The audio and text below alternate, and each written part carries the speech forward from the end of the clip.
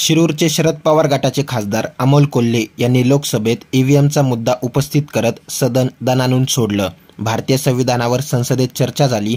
यावर आपले मत मांडताना खासदार अमोल कोल्हेंनी मार्कडवाडीतील बॅलेट पेपरच्या मुद्द्याचाही उल्लेख केला। यावेळी भाजप खासदारांनी टोकण्याचा प्रयत्न केला असता त्यालाही कोल्हेंनी आपल्या खास शैलीत प्रत्युत्तर दिलं। अमोल कोल्हेंचं मुद्देसूद भाषण चांगलंच गाजलं। नेमकं घडले काय ते सविस्तर पहा।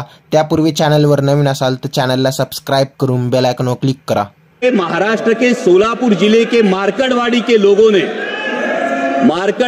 लोगों ने बैलेट पेपर पर यह जानने की कोशिश की कि उनका मत गया कहां, क्योंकि वहां पे तो उम्मीदवार जीत के आया है। फिर भी लोग जानना चाहते हैं वोट कहां गया, खो गया या चोरी हो गया। हमारी मराठी में कहावत है, कर नहीं त्याला डर कशाला। कुछ किया ही नहीं तो डरते क्यों, हाथ कंगन को आरसी क्या। ये शंका उत्पन्न होती है, क्या कुछ छुपाने की कोशिश हो रही है, क्या दाल में कुछ काला है या पूरी दाल ही काली है। अध्यक्ष महोदय, मैं उस महाराष्ट्र की भूमि से आता हूं जहां 350 साल पहले छत्रपति शिवाजी महाराज ने एक आदर्श प्रस्तापित किया था, रयतेच राज्य स्वराज्य।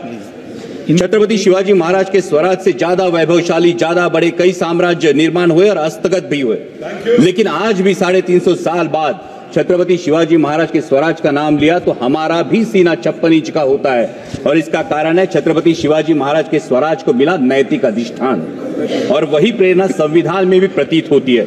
समता, बंधुता और स्वतंत्रता के नैतिक अधिष्ठान पर मानव का उत्थान और मानवता का कल्याण, और इसीलिए संविधान के निर्माण में योगदान देने वाले हर उस व्यक्ति के प्रति मैं कृतज्ञता व्यक्त करता हूं और उन्हें आदरपूर्वक नमन करता हूं। अध्यक्ष महोदय, जब हम अमृतकाल की बात करते हैं, जब अमृत की बात हो तो हलाहल की बात तो निकलती है, और जब हलाहल की बात निकले तो मंथन तो होना चाहिए। लेकिन मेरा यह मानना है कि इस मंथन में पुराने जख्मों को कुरेदने से अच्छा है कि वर्तमान का परीक्षण करे और भविष्य का अवलोकन करे। अध्यक्ष महोदय, संविधान ने संसद को संवैधानिक व्यवस्था में प्रमुख स्थान दिया है, लेकिन दुर्भाग्य की बात है कि कई बार हम संसद को राजनीतिक अखाड़े में बदला हुआ अनुभव करते हैं। व्यक्तिगत टिप्पणियां और नारेबाजी की वजह से कई बार संसद की कार्यवाही भी स्थगित करनी पड़ती है। किसी नेता का किसी पूंजीपति से क्या संबंध है, कौन नेता किसकी फ्लाइट में कहां गया, या किस विदेशी नेता ने किस नेता को डोनेशन दिया, इन बातों से हमें लगता है ये महत्वपूर्ण होना चाहिए कि हमारे देश के किसान की, नौजवान की, आम आदमी की आवाज यहां उठाई जाती है या नहीं, उसकी समस्या का यहां समाधान होता है या नहीं। अध्यक्ष महोदय, हम देशहित के मुद्दों पर चर्चा चाहते हैं, बहस चाहते हैं, ना कि राजनीतिक नारेबाजी। और ये सत्ता पक्ष हो या विपक्ष, दोनों को ध्यान में रखना चाहिए। अध्यक्ष महोदय, संविधान में सामाजिक, आर्थिक और राजनीतिक न्याय की बात की है। जब आर्थिक न्याय की बात हो तो हमें सोचना चाहिए कि क्या हम सही मायने में देश की जो सबसे बड़ी आबादी है उन किसानों को आर्थिक न्याय प्रदान कर सके। उनकी मेहनत का, उनकी फसल का क्या उन्हें सही दाम मिल पा रहा है। प्याज हो, सोयाबीन हो, दूध हो या कपास उत्पादक, किसी भी किसान से अगर आज हम पूछे कि वह आज की स्थिति में वो खेती आउट ऑफ चॉइस कर रहा है या आउट ऑफ कंपल्शन, ये तो मानना पड़ेगा, हर किसान को ये कहना पड़ेगा ये आउट ऑफ कंपल्शन उसे खेती करनी पड़ रही है, क्योंकि उसके पास दूसरा कोई चारा नहीं है, रोजगार का दूसरा कोई जरिया नहीं है। सरकार किसान सम्मान जैसी योजनाएं तो लाती है, लेकिन किसान का असली सम्मान तभी होगा जब उसकी फसल को सही दाम मिलेगा।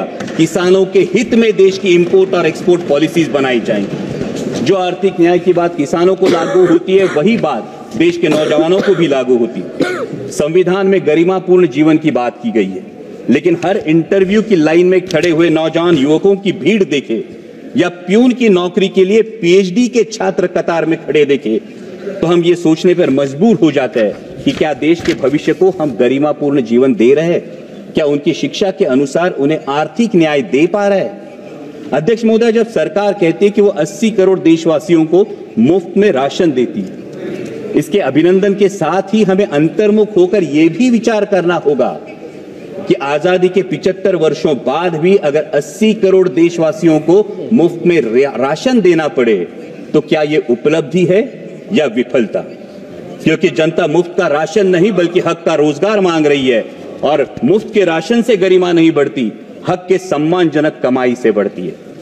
अध्यक्ष महोदय, जब सामाजिक न्याय की बात आती है तो हमें ध्यान रखना चाहिए कि हमारा धार्मिक ग्रंथ चाहे जो भी हो, वो गीता हो, बाइबल हो, कुरान शरीफ हो या गुरु ग्रंथ साहिब हो, उसे हमें दिल में रखना जरूर है, लेकिन दिमाग में सबसे पवित्र राष्ट्रीय ग्रंथ संविधान को रखना होगा। हिंदू, मुसलमान, सिख, ईसाई कोई भी हो, वो दहलीज के अंदर, लेकिन दहलीज के बाहर कदम रखते ही उसे सिर्फ और सिर्फ भारतीय बनना होगा। तभी तो संविधान के धर्मनिरपेक्षता के तत्व का सम्मान होगा। किसी मस्जिद के नीचे क्या है या मंदिर के पीछे क्या है, इस चर्चा में जाने वाला न्यायपालिका, मीडिया तथा सरकार का वक्त अगर राष्ट्र निर्माण और देशवासियों की प्राथमिकता के लिए सदुपयोग में लाया जाएगा तो इसमें देश का हित होगा। अध्यक्ष महोदय, हमारा संविधान हमें असहमति की भी अनुमति देता है, लेकिन वर्तमान में कुछ तत्व सरकार से असहमति रखने वालों को देशद्रोही करार देने लगते हैं। अध्यक्ष महोदय, क्या ये असहमति के तत्व का सम्मान है?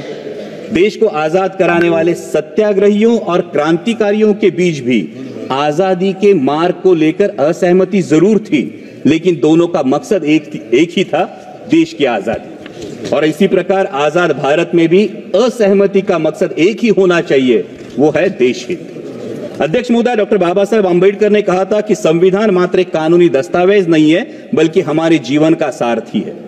लेकिन आज हमारी शिक्षा प्रणाली में नागरिक शास्त्र का अध्ययन महज 20 मार्क के लिए होता है, महज 20 मार्कों की। और शालेय शिक्षा के बाद तो जैसे आम नागरिक का नागरिक शास्त्र से हाथ ही छूट जाता है। आज हम देख रहे हैं कि शहरी आबादी लगातार बढ़ती जा रही है, लेकिन शहरों में वोटिंग परसेंटेज लगातार घटता जा रहा है। कई मतदाताओं तो ये तक पता नहीं होता कि स्थानिक स्वराज्य संस्थाओं का काम क्या है, विधानसभा का काम क्या है और संसद का काम क्या है। और ये भी वास्तविकता है कि कई बार मतदान जाति के आधार पर होता है या फिर धर्म के आधार पर होता है। इस स्थिति से उभरने के लिए हमें नींव मजबूत करनी होगी, न कि सिर्फ स्कूलों में बल्कि कॉलेजों में, कॉर्पोरेट में, कंपनियों में संविधान के प्रति सजगता के लिए हमें ठोस कार्यक्रम के बारे में सोचना होगा। और अध्यक्ष महोदय, अंत में मैं बात करूंगा राजनैतिक न्याय की। हमारे संविधान ने एक व्यक्ति एक वोट का अंगीकार किया है, और यह संविधान की खूबसूरती है कि देश की झुग्गी झोपड़ी में बसने वाले एक सामान्य देशवासी को भी एक मत का अधिकार है, और देश के आदरणीय प्रधानमंत्री जी को भी एक ही मत का अधिकार है। और इसलिए मैं मानता हूं कि हमारा वोट ये सिर्फ संविधान ने दिया हुआ अधिकार नहीं, ये हमें दिया हुआ एक बेशकीमती उपहार है। लेकिन अध्यक्ष महोदय, अगर हमारी कोई बेशकीमती चीज अगर खो जाती है या चोरी हो जाती है तो हम क्या करते हैं? हम शिकायत करते हैं। और अगर दरोगा कहे कि चोरी हुई नहीं तो हम क्या करते हैं? फिर हम अपने आप से तहकीकात करने की कोशिश करते हैं, हम तफ्तीश करने की कोशिश करते हैं। लेकिन अध्यक्ष महोदया, महाराष्ट्र के विधानसभा चुनाव में कई मतदाताओं को आशंका है कि या तो उनका दिया हुआ वोट खो गया या फिर चोरी हो गया। लेकिन दरोगा ने कहा ऐसा कुछ नहीं हुआ। और इसलिए महाराष्ट्र, सर ये तो लोगों का कहना है, इसलिए महाराष्ट्र के सोलापुर जिले के मार्कड़वाड़ी के लोगों ने बैलेट पेपर पर यह जानने की कोशिश की कि उनका मत गया कहां, लेकिन प्रशासन ने इस पर रोक लगा दी। इन्होंने, मैं ये डिस्क्लेमर ही देता हूं, मैं ईवीएम से आया हूं, लेकिन जिन मतदाताओं की यह आशंका है उन मतदाताओं की बात यहां रखना मैं समझता हूं मेरा कर्तव्य है।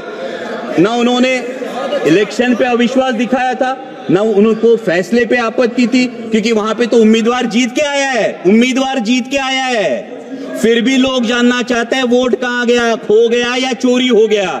लेकिन उन्हें यह करने से मना करना, क्या यह राजनीतिक अधिकार है? अध्यक्ष महोदय, लोकतंत्र में चुनाव प्रक्रिया की बहुत अहम प्रक्रिया है। और महाराष्ट्र में विधानसभा चुनाव के बाद, जैसा मैंने कहा, मैं चुन के आया हूं ईवीएम पे, लेकिन मतदाताओं में एक संभ्रम है, एक असमंजस है और कई सारे संदेह, कई सारी आशंका है। लोकसभा चुनाव के बाद महज 6 महीनों में लाखों मतदाताओं के नाम मतदाता सूची में जुड़े हैं, और इलेक्शन कमीशन बार बार मांग करने के बाद भी ये सूची विपक्ष को नहीं सौंप रही है। उसी के साथ में जो सुप्रीम कोर्ट की गाइडलाइंस थी, जो 5% वीवीपैट, कंट्रोल यूनिट और बैलेट यूनिट का वेरिफिकेशन होना था, यह सुप्रीम कोर्ट के गाइडलाइन के बावजूद अचानक इलेक्शन कमीशन ने नई एसओपी जारी की है, जिसमें यह वेरिफिकेशन नहीं होगा, बल्कि पूरी मेमोरी बर्न करके सिर्फ उसमें मॉक पोल कराया जाएगा। तो इससे असमंजस और भी बढ़ जाता है। हमारी मराठी में कहावत है, कर नाही त्याला डर कशाला, कुछ किया ही नहीं तो डरते क्यों, हाथ कंगन को आरसी क्या। और इसलिए अध्यक्ष महोदया, ये शंका उत्पन्न होती है, क्या कुछ छुपाने की कोशिश हो रही है? क्या दाल में कुछ काला है या पूरी दाल ही काली है? अध्यक्ष महोदय, लोकतंत्र की मजबूती के लिए जनता का, ये हम और उनकी बात नहीं है, सत्ता पक्ष विपक्ष की बात नहीं है अध्यक्ष महोदया, लेकिन लोकतंत्र मजबूत रहने के लिए जनता का चुनावी प्रक्रिया पर विश्वास कायम रहना बहुत जरूरी है। और चुनाव आयोग का गठन ही फ्री और फेयर इलेक्शन के लिए हुआ है। इसलिए आपके माध्यम से मेरी दरखास्त है कि 5% ईवीएम में मॉकपोल की जगह वोट वेरिफिकेशन कराया जाए और साथ ही में चुनाव प्रक्रिया में अधिक पारदर्शिता लाने के लिए ईवीएम का लॉग डेटा उम्मीदवारों को दिया जाए। अध्यक्ष महोदय, ये तो मानना पड़ेगा कि अध्यक्ष महोदय, ये तो मानना पड़ेगा कि चुनाव आयोग मतदाताओं की सुविधाओं के लिए हमेशा जागरूक रहता है, लेकिन जैसे रेस्टोरेंट में जाने के बाद हमारे पास विकल्प होता है कि हमें नॉनवेज खाना है या वेज खाना है, तो मतदाताओं के पास विकल्प क्यों नहीं? उन्हें मतदान बैलेट पेपर से करना है या ईवीएम से करना है? जिसका बैलेट पेपर पर विश्वास हो वो बैलेट पेपर से मतदान करे, जिसका ईवीएम पर विश्वास हो वो ईवीएम पर मतदान करे। ये अवसर है अध्यक्ष महोदया, देश के, विश्व के सबसे बड़े लोकतंत्र के पास एक अवसर है कि अमृत काल में माननीय प्रधानमंत्री जी के नेतृत्व में एक ऐसी व्यवस्था बने कि पूरे देश में मतदाता को पता चले कि उसका वोट गया कहां है, तभी तो लोकतंत्र मजबूत होगा। और अंत में इतना ही कहूंगा अध्यक्ष महोदया, राष्ट्र प्रथम के साथ स्वतंत्रता प्रथम, समानता प्रथम, बंधुता प्रथम और धर्मनिरपेक्षता प्रथम का अगर हमारे जीवन में अंगीकार हो तो वर्तमान में संविधान का सम्मान और बढ़ेगा और भविष्य में हमारा लोकतांत्रिक गणराज्य विश्व की महाशक्ति बनकर उभरेगा। और इसीलिए छोड़ो कल की बातें, कल की बात पुरानी, नए दौर में लिखेंगे मिलकर नई कहानी, हम हिंदुस्तानी। यावर आता तुम्हाला काय वाटते ते कमेंट करून नक्की कळवा। व्हिडिओ आवडल्यास लाईक करा, शेअर करा, सबस्क्राईब करा आणि बेल आयकॉनवर क्लिक करा। तसेच आमच्या फेसबुक पेजवर नवीन असाल तर सत्य मराठी या फेसबुक पेजला फॉलो नक्की करा। धन्यवाद।